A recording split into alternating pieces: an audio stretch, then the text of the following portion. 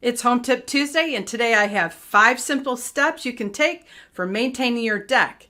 A deck can add years of enjoyment to your home, but over time, the wood decking can wear down and even begin to rot if not properly maintained. Once a year, you'll want to give your deck a good cleaning like in the spring when temperatures are mild. So the first thing you want to do before cleaning is to remove all the items and furniture from your deck, including any plants. Next, you want to sweep the deck, then wet it down with the hose. Apply a biodegradable cleaner with a roller, brush, and bucket, and let the wood cleaner set for about 15 minutes to loosen up any dirt or mildew that's stuck to the boards. Scrub the deck with a stiff bristle broom brush.